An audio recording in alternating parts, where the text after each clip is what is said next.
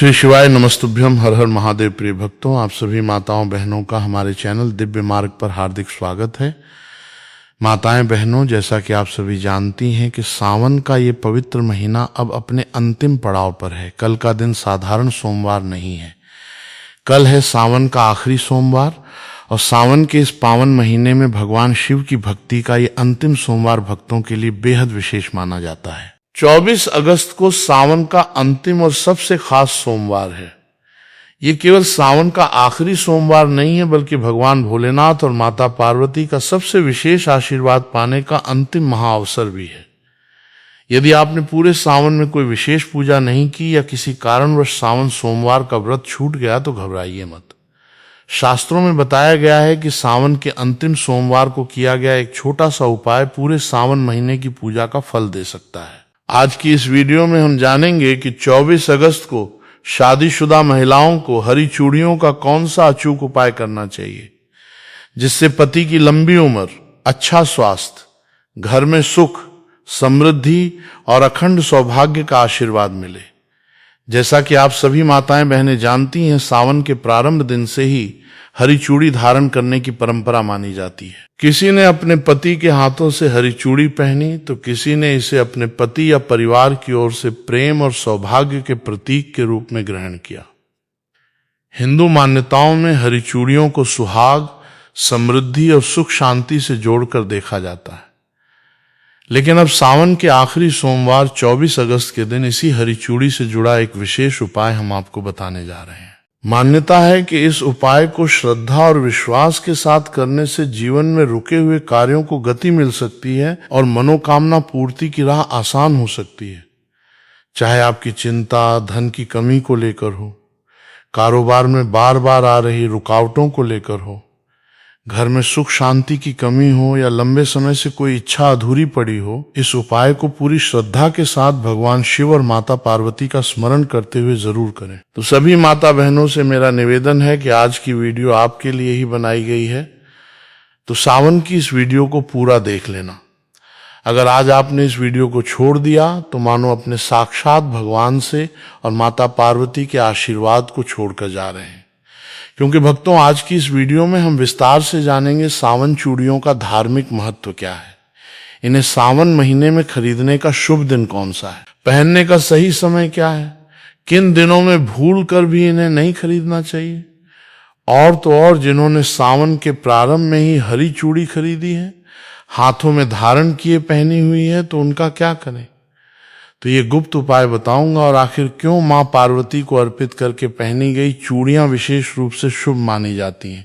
इन सभी सवालों के जवाब हम आपको इसी वीडियो में देने जा रहे हैं। तो वीडियो के अंत तक आपको बने रहना है। वीडियो को काट काट कर देखने के भूल बिल्कुल भी मत कीजिएगा।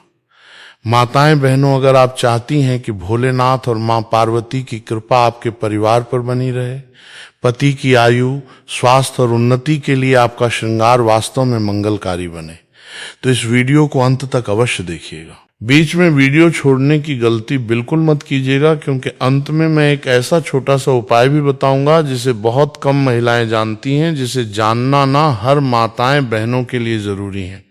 खासकर सुहागन महिलाएं जो सावन सोमवार का व्रत रखती हैं, प्रतिदिन पूजा पाठ करती हैं, अगर आप भगवान भोलेनाथ और मां पार्वती में श्रद्धा रखते हैं। विशेष रूप से आज हम बात करेंगे सावन के महीने में पहनी जाने वाली हरी चूड़ियों के उस आध्यात्मिक और वैज्ञानिक रहस्य के बारे में, जिसका सीधा संबंध माता पार्वती के अखंड सौभाग्य से और भगवान शिव की प्रसन्नता से जुड़ा हुआ है। अक्सर महिलाएं बाजार जाती हैं, हरे रंग की खूबसूरत कांच की या मेटल की चूड़ियां खरीदती हैं, उन्हें पहन लेती हैं और सोचती हैं कि उनका श्रृंगार पूरा हो गया। लेकिन क्या कभी आपने ये जानने का प्रयास किया कि आखिर क्यों मां पार्वती को हरी चूड़ियां इतनी प्रिय हैं? क्यों शास्त्रों में सावन के अंतिम सोमवार को हरी चूड़ियों का दान करने और उन्हें सिद्ध करके धारण करने की परंपरा बनाई गई है? और आखिर वो कौन सी ऐसी एक छोटी सी भूल है जो 90% महिलाएं चूड़ी पहनते समय कर बैठती हैं, जिसके कारण उनकी पूजा का शुभ फल उन्हें प्राप्त नहीं होता, बल्कि घर में अनचाहा तनाव और आर्थिक तंगी आने लगती है? इन्हीं सवालों का जवाब मैं आपको उस वीडियो में दूंगा और कुछ तो उपाय के बारे में बताऊंगा, जिन महिलाओं ने हरी चूड़ी पहनी है तो वो 24 अगस्त के दिन उसे उपाय को कर लेंगे तो उसका बेड़ा पार हो गया। माता बहनों, आप वीडियो को अभी लाइक कर दीजिए। कमेंट में पूरे विश्वास के साथ लिखिए ओम नमः शिवाय। और यदि आप चैनल पर नए हैं तो चैनल को जरूर ही सब्सक्राइब करके बेल आइकन अवश्य दबा दीजिए ताकि सावन व्रत, पूजा पावन कथा और सनातन धर्म से जुड़ी ऐसी महत्वपूर्ण जानकारियां सबसे पहले आपको मिलती रहें। चलिए बिना समय गंवाए शुरू करते हैं। मेरी प्यारी माताएं बहनों, आज मैं आप सबसे एक छोटी सी बात पूछना चाहता हूं। जैसे ही सावन का महीना प्रारंभ हुआ तो क्या आपके मन में भी एक अलग ही आनंद नहीं जागता? क्या ऐसा नहीं लगता कि फिर से भगवान भोलेनाथ के मंदिरों में घंटियों की ध्वनि गूंजेगी, शिवलिंग पर जल चढ़ेगा, घर घर में ओम नमः शिवाय का जाप होगा और हर सुहागिन अपने पति के सुख, सौभाग्य और लंबी आयु की कामना करते हुए मां पार्वती का आशीर्वाद मांगेगी? यदि आपके मन में भी ऐसा भाव आता है तो समझ लीजिए कि केवल एक परंपरा नहीं बल्कि आपकी श्रद्धा की सबसे सुंदर अभिव्यक्ति है। लेकिन बहनों, श्रद्धा जितनी पवित्र होती है उतना ही आवश्यक होता है सही ज्ञान। कई बार हम पूरी निष्ठा से पूजा करते हैं, पूरे मन से व्रत रखते हैं, 16 श्रृंगार भी करते हैं, फिर भी मन में कहीं ना कहीं ये प्रश्न रह जाता है कि आखिर वो शांति, वो कृपा और वो आनंद क्यों महसूस नहीं हो रहा। माताएं बहनों, जैसा कि आपको मालूम होगा कि हिंदू धर्म में जिस महिला की शादी हो जाती है तो वो 16 श्रृंगार धारण करती है। जिस प्रकार 16 श्रृंगार महिला की सुंदरता में 4 चांद लगा देता है, इस प्रकार सावन में की गई एक छोटी सी गलती या पति द्वारा लाई गई एक गलत चीज पहन ली जाती है जिसे भगवान शिव क्रोधित अवस्था में लौटते हैं तो इसका असर पूरे परिवार पर देखने को मिलता है और सभी इच्छाएं अधूरी रह जाती हैं जिसकी हमने कामना की थी। ऐसा क्यों होता है? क्या भगवान हमारी पूजा स्वीकार नहीं करते? नहीं, भगवान तो अपने भक्त का प्रेम देखते हैं। उनके लिए सोना चांदी, बड़े बड़े चढ़ावे या महंगे आभूषण नहीं बल्कि भक्त का निर्मल मन सबसे बड़ा उपहार होता है। लेकिन हमारे आरसी मुनियों ने एक बात और समझाई है। उन्होंने कहा कि जब श्रद्धा और सही विधि दोनों साथ चलती हैं तब पूजा का पुण्य और भी अधिक फलदायी माना जाता है। यही कारण है कि आज हम एक ऐसी छोटी सी बात पर चर्चा करेंगे जिसे बहुत सी महिलाएं अनदेखा कर देती हैं। वो बात है सावन की हरी चूड़ियां। बहनों, आपको ये सुनकर आश्चर्य होगा कि हर साल हजारों महिलाएं पूरे उत्साह से हरी चूड़ियां खरीदती हैं, लेकिन उनमें से अधिकांश को ये पता ही नहीं होता कि इन्हें खरीदने का शुभ समय क्या माना जाता है, किस दिन पहनना उचित माना जाता है और पहनने से पहले कौन सा छोटा सा धार्मिक कार्य करना चाहिए। और अगर जिन महिलाओं ने खरीद ली है और हाथों में पहने हुए हैं तो उन चूड़ियों का क्या करें? अगर चूड़ी टूट जाती है तो उसका क्या करें? क्या कचरे में फेंक देना सही होगा या फिर दूसरी चुड़ैल लगाकर पहनना होगा? आज की पूरी चर्चा इसी विषय पर है। इसलिए मैं आपसे निवेदन करता हूं कि इस वीडियो को बीच में छोड़कर मत जाइए, क्योंकि आज की इस वीडियो में आपको हरी चूड़ी से जुड़ा हुआ सावन के अंतिम सोमवार के दिन एक ऐसा गुप्त और रहस्य उपाय बताने जा रहा हूं जिसे जानकर आपकी रूह तक आप जाएगी। कितनी भी पुरानी मनोकामना क्यों न हो, वो 24 घंटे में पूरी होगी। पूरे सावन सोमवार का फल मात्र 24 घंटे में प्राप्त होगा और गरीबी तो खत्म होगी ही, साथ में धन आने के इतने रास्ते खुलेंगे। इसलिए वीडियो को पूरा देखें। क्या पता आज आपको ऐसी बात पता चले जो आपने पहले कभी विस्तार से ना सुनी हो। यदि आपके हृदय में भोलेनाथ और मां पार्वती के प्रति श्रद्धा है तो वीडियो को अभी एक लाइक अवश्य कर दीजिए। कमेंट बॉक्स में पूरे विश्वास के साथ लिखिए ओम नमः शिवाय। और यदि आप सनातन धर्म, व्रत, पूजा, तेहर और धार्मिक परंपराओं से जुड़ी ऐसी ही उपयोगी जानकारियां नियमित प्राप्त करना चाहते हैं तो हमारे चैनल दिव्य मार्ग को जरूर ही सब्सक्राइब करके बेल आइकन भी दबा दीजिए ताकि आने वाली कोई भी महत्वपूर्ण वीडियो आपसे छूट ना जाए। बहनों, क्या आपने कभी इस बात पर ध्यान दिया? आज का ये वीडियो विशेष रूप से उन महिलाओं के लिए तैयार किया गया है जो अपने पति की लंबी आयु चाहती हैं, जो चाहती हैं कि उनके घर में कभी अन्न और धन की कमी ना हो और जिनके दाम्पत्य जीवन में छोटी छोटी बातों को लेकर क्लेश या तनाव बना रहता है। तो आइए बिना किसी विलंब के अपने मन को शांत करके भगवान भोलेनाथ और मां पार्वती के चरणों में ध्यान लगाते हुए आज की इस पावन चर्चा की शुरुआत करते हैं। यदि आपके हृदय में अपने आराध्य शिव पार्वती के प्रति जरा सी भी श्रद्धा है तो अभी के अभी वीडियो को एक लाइक अवश्य कर दीजिए। हर हर महादेव। जय मां पार्वती। जय नमः शिवाय। मेरी प्यारी बहनों, आइए सबसे पहले ये समझते हैं कि सावन का अंतिम सोमवार यानी 24 अगस्त का दिन इतना विशेष और फलदायी क्यों माना गया। शास्त्रों में शिव और शक्ति के मिलन की गाथा अत्यंत दिव्य रूप से वर्णित है। जब माता पार्वती ने भगवान शिव को अपने पति के रूप में प्राप्त करने के लिए हजारों वर्षों तक कठोर तपस्या की थी, तब उन्होंने अन्न, जल और पत्ते तक का त्याग कर दिया था। प्रचंड गर्मी, भीषण सर्दी और मूसलाधार बारिश में भी मां पार्वती निष्काम भाव से केवल नमः शिवाय का जाप करती रही। जब सावन का महीना अपने अंतिम चरण में पहुंचा, तब भगवान भोलेनाथ माता पार्वती की इस निश्चल भक्ति और अटूट धैर्य को देखकर अत्यंत प्रसन्न हुए और उन्होंने मां पार्वती को दर्शन देकर उन्हें अपनी अर्धांगिनी के रूप में स्वीकार करने का वरदान दिया। यही कारण है कि सावन का अंतिम सोमवार शिव और पार्वती के अनंत प्रेम, विश्वास और सिद्धि का दिन माना जाता है। पौराणिक मान्यताओं के अनुसार सावन के अंतिम सोमवार को ब्रह्मांड की संपूर्ण सकारात्मक ऊर्जाएं, नवग्रहों की शुभ दृष्टियां और देवी देवताओं का आशीर्वाद पृथ्वी लोक पर केंद्रित होता है। इस दिन यदि कोई सुहागन महिला निश्चल मन से शुद्ध भावना के साथ केवल एक लोटा जल और अपनी श्रद्धा का श्रृंगार माता पार्वती को अर्पित करती है, तो मां पार्वती उसके सौभाग्य की रेखाओं को बदल देती है। शास्त्रों में कहा गया है कि सावन का अंतिम सोमवार पूर्णाहुति का दिन होता है। जिस प्रकार किसी बड़े महायज्ञ में अंतिम आहुति दिए बिना यज्ञ पूरा नहीं माना जाता, ठीक उसी प्रकार पूरे सावन महीने में की गई पूजा, रखे गए व्रत और किए गए दाना आदि का संपूर्ण फल तब तक प्राप्त नहीं होता जब तक आप सावन के अंतिम सोमवार को विधि विधान से पूजन और श्रृंगार का नियम पूरा नहीं कर लेती।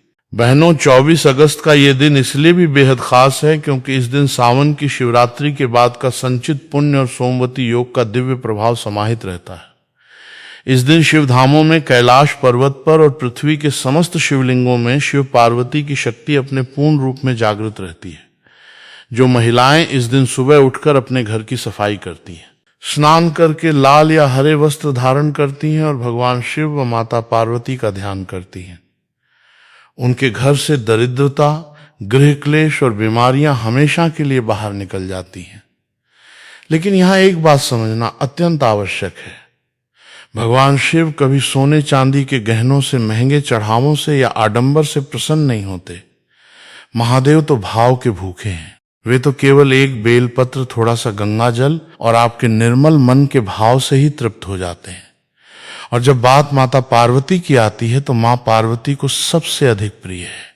सुहागिन स्त्री का सच्चा भाव और उसका मांगलिक श्रृंगार, जब एक नारी अपने पति के मंगल की कामना करते हुए, अपने घर की खुशहाली की प्रार्थना करते हुए अपने हाथों में हरी चूड़ियां धारण करती हैं, तो वो केवल एक गहना नहीं पहन रही होती, बल्कि वो माता पार्वती के सामने अपने सतीत्व और अपनी अटूट श्रद्धा की प्रतिज्ञा ले रही होती है।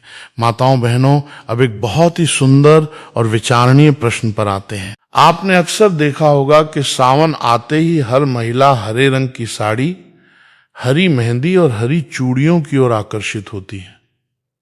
क्या आपने कभी सोचा है कि हमारे पूर्वजों ने केवल सावन में ही हरे रंग को इतना महत्व क्यों दिया? क्यों वैशाख, कार्तिक या माघ के महीनों में हरी चूड़ियों का इतना विशेष विधान नहीं है जितना कि सावन में है? इसके पीछे बहुत ही गहरा आध्यात्मिक और वैज्ञानिक कारण छिपा हुआ है, जिसे आज हर सनातन नारी को जानना चाहिए। सबसे पहले बात करते हैं प्रकृति के नियम की। सावन के महीने में जब मूसलाधार वर्षा होती है तो तपती हुई सूखी और बंजर धरती ठंडी हो जाती है। चारों ओर पेड़ पौधों पर नई पत्तियां आती हैं। जंगलों और खेतों में हरियाली की चादर बिछ जाती है। प्रकृति अपने सबसे सुंदर और जीवंत रूप में मुस्कुराने लगती है। सनातन धर्म में प्रकृति को ही साक्षात आदि शक्ति मां पार्वती का रूप माना गया है। जब प्रकृति हरी भरी होती है तो उसका सीधा अर्थ यह है कि जगत जननी मां जगदम्बा अत्यंत प्रसन्न मुद्रा में है। इसीलिए जब सुहागिन महिलाएं प्रकृति के इस रूप के साथ एकाकार होकर स्वयं भी हरे रंग का श्रृंगार धारण करती हैं, तो वे अप्रत्यक्ष रूप से प्रकृति और प्रकृति की स्वामिनी मां पार्वती का धन्यवाद व्यक्त कर रही होती हैं। अब इसका आध्यात्मिक अर्थ समझिए। ज्योतिष शास्त्र और सामुद्रिक शास्त्र के अनुसार हरा रंग बुध ग्रह का प्रतीक माना गया है। बुध ग्रह हमारे जीवन में बुद्धि, वाणी, व्यापार, घर का वातावरण, पति पत्नी के बीच आपसी तालमेल और मानसिक शांति का कारक होता है। जब कोई महिला सावन के महीने में हरे रंग वस्त्र और कांच की हरी चूड़ियां पहनती हैं तो उसके शरीर के आसपास एक अत्यंत सकारात्मक ऑरा आभा मंडल निर्मित होता है। कांच की चूड़ियों की खनक से जो ध्वनि तरंगे उत्पन्न होती हैं वे घर के वातावरण से नकारात्मक ऊर्जा, भूत प्रेत, बाधा और तनाव को दूर भगाती हैं। वैज्ञानिक दृष्टिकोण से भी जब कांच की हरी चूड़ियां महिला की कलाई की नाड़ियों से रगड़ खाती हैं तो उससे शरीर का रक्त संचार संतुलित रहता है और महिलाओं में होने वाले मानसिक तनाव व हार्मोनल असंतुलन में कमी आती है। लेकिन अफसोस की बात यह है कि आजकल हमारी कई बहनें इसे केवल एक फैशन या रील्स बनाने का साधन मान बैठी हैं। वे बाजार जाती हैं, ट्रेंडिंग डिजाइन की चूड़ियां लाती हैं, फोटो खींचती हैं और पहन लेती हैं। वे इसके पीछे छिपे भाव और संकल्प को भूल जाती हैं।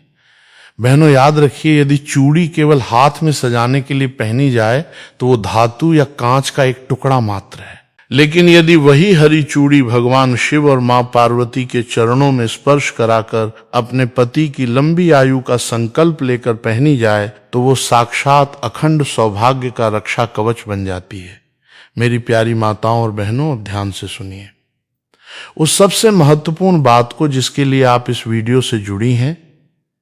24 अगस्त यानी सावन के अंतिम सोमवार के दिन हरी चूड़ियां किस समय खरीदनी चाहिए, उन्हें धारण करने की सही धार्मिक विधि क्या है और किस प्रकार आप इसे एक छोटे से कार्य से शिव पार्वती का अखंड आशीर्वाद प्राप्त कर सकती हैं। हरी चूड़ी खरीदने का शुभ समय और नियम शास्त्रों के अनुसार सावन के अंतिम सोमवार को यदि आप नई हरी चूड़ियां खरीदने जा रही हैं तो ध्यान रखें कि खरीदारी हमेशा सूर्योदय के पश्चात और दोपहर से पहले प्रातः काल के शुभ मुहूर्त में या फिर शाम को प्रदोष काल के समय ही करें। दोपहर के समय जब सूर्य अत्यंत प्रचंड होता है 12 से 1:30 बजे के बीच, तब चूड़ियों की खरीदारी करने से बचना चाहिए।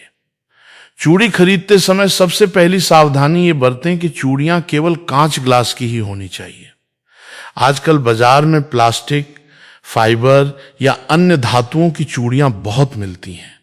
शास्त्रों में पूजा पाठ और सौभाग्य संवर्धन के लिए केवल और केवल कांच की चूड़ियों को ही उत्तम माना गया है, क्योंकि कांच में दिव्य ध्वनियों और मंत्रों के प्रभाव को अवशोषित करने की अद्भुत क्षमता होती है।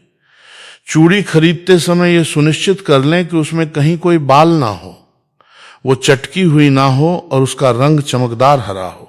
चलिए माताएं बहनों, अब हम जान लेते हैं 24 अगस्त सावन के आखिरी सोमवार के दिन चूड़ी धारण करने से पहले की संपूर्ण पूजन विधि। 24 अगस्त की सुबह स्नान ध्यान से निवृत्त होकर स्वच्छ वस्त्र हरे या लाल रंग के धारण करें। यदि आपके घर के पास कोई शिव मंदिर है तो मंदिर जाएं। यदि मंदिर जाना संभव ना हो तो अपने घर के पूजा स्थान में ही एक लकड़ी की चौकी पर लाल या पीला कपड़ा बिछाएं। उस पर भगवान शिव और माता पार्वती की प्रतिमा या चित्र स्थापित करें। अब एक शुद्ध तांबे या पीतल की थाली लें। उस थाली में थोड़ा सा शुद्ध जल छिड़कें और उस पर रोली व हल्दी से स्वास्तिक का निर्माण करें। अब जो नई हरी चूड़ियां आप बाजार से लाई हैं, कम से कम 16 या 24 चूड़ियां उन्हें उस स्वास्तिक के ऊपर रख दें।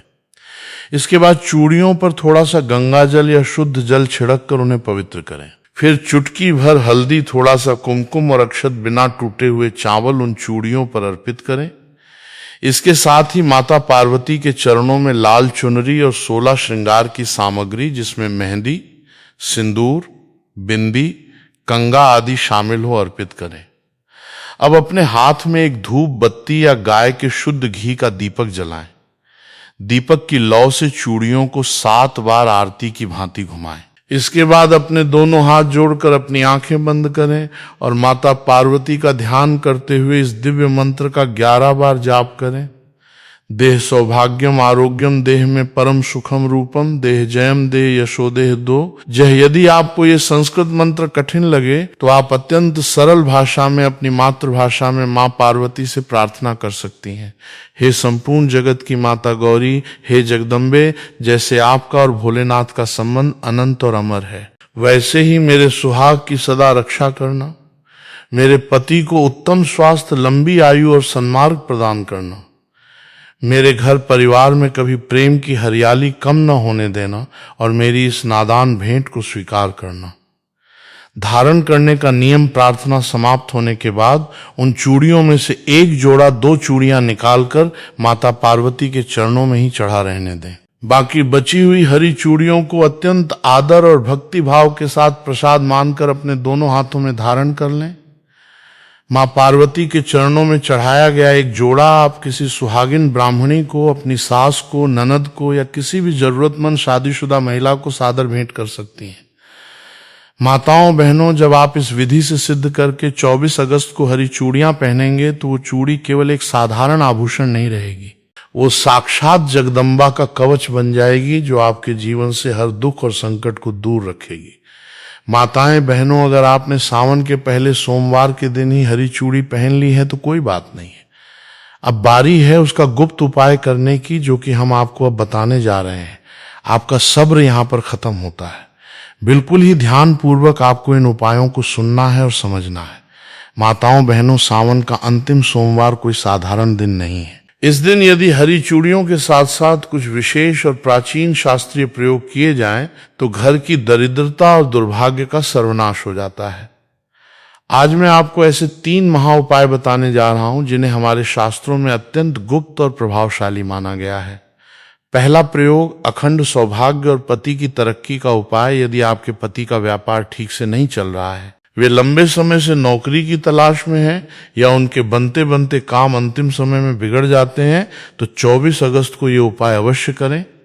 विधि सावन के अंतिम सोमवार की शाम को प्रदोष काल में 5 कांच की हरी चूड़ियां, 5 बेलपत्र बिना कटे फटे और एक साबुत हल्दी की गांठ लें।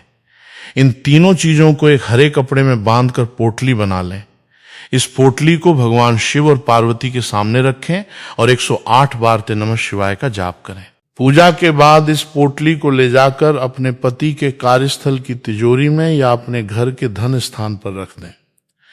ये उपाय आपके पति के जीवन से रुकावटों को हटाकर सफलता के नए द्वार खोल देता है। दूसरा प्रयोग अदाम्पत्य क्लेश दूर करने का चूड़ी प्रयोग। यदि पति पत्नी के बीच बात पर झगड़ा होता हो, प्रेम समाप्त हो गया हो और घर में हमेशा अशांति का माहौल रहता हो, तो ये उपाय आपके लिए किसी रामबाण से कम नहीं है।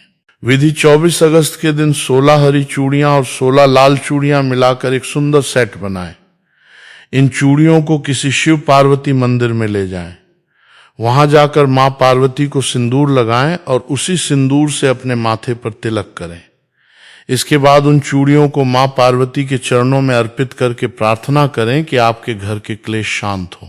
पूजा के बाद उन चूड़ियों में से आधी हरी और आधी लाल चूड़ियां स्वयं पहन लें और बाकी आधी चूड़ियां किसी सुहागन स्त्री को दान कर दें।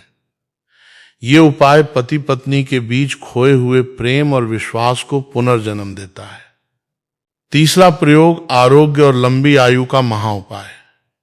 यदि घर में कोई सदस्य लंबे समय से बीमार है या आपको स्वयं शारीरिक कष्ट रहता है, तो सावन के अंतिम सोमवार को हरी चूड़ी और हरे मूंग का ये प्रयोग करें। विधि 24 अगस्त को 1 मुट्ठी साबुत हरा मूंग और 1 जोड़ी हरी चूड़ी लें। इन्हें बीमार व्यक्ति के सिर के ऊपर से 7 बार उबार लें, क्लॉकवाइज घुमाएं। इसके बाद इसे किसी शिव मंदिर के बाहर बैठे गरीब व्यक्ति को दान कर दें या किसी गाय को खिला दें। भोलेनाथ की कृपा से रोगी के स्वास्थ्य में चमत्कारिक रूप से सुधार देखने को मिलता है। मेरी प्यारी बहनों, पूजा पाठ का पूर्ण फल तभी प्राप्त होता है जब हम विधि विधान के साथ साथ नियमों और मर्यादाओं का भी पालन करते हैं। कई बार महिलाएं बहुत निष्ठा से पूजा करती हैं, व्रत रखती हैं, लेकिन जाने अनजाने में कुछ ऐसी छोटी छोटी गलतियां कर बैठती हैं जिससे उनकी पूरी पूजा खंडित हो जाती है और शुभ फल के बजाय अशुभ परिणाम मिलने लगते हैं। 24 अगस्त को सावन के अंतिम सोमवार के दिन आपको किन 5 मुख्य गलतियों से बचना है, उन्हें ध्यान से समझ लीजिए। टूटी या चटकी हुई चूड़ियां पहनना। कई बार महिलाएं जल्दबाजी में या कंजूसी के कारण थोड़ी सी चटकी हुई चूड़ी भी पहन लेती हैं या टेप लगा लेती हैं। शास्त्रों में खंडित सामग्री को पूजा या श्रृंगार में प्रयोग करना सख्त वर्जित माना गया है। चटकी हुई चूड़ी दरिद्रता और अकाल मृत्यु का भय लाती है। यदि चूड़ी पहनते समय टूट जाए तो उसे तुरंत उतारकर बहते जल में प्रवाहित कर दें या मिट्टी में दबा दें। उसे घर में न रखें। काले या भूरे रंग का प्रयोग सावन के अंतिम सोमवार में न करें। अगर आपको जानकारी अच्छी लगी हो तो वीडियो लाइक और हमारे चैनल दिव्य मार्ग को सब्सक्राइब करें। मिलते हैं फिर एक नए वीडियो के साथ। श्री शिवाय नमस्तुभ्यम। इस वीडियो में दिखाई गई कथा केवल धार्मिक प्रेरणा के लिए है। इसमें प्रयोग की गई आवाज कृत्रिम AI जनरेटेड है और इसका उद्देश्य किसी भी व्यक्ति की नकल करना नहीं है।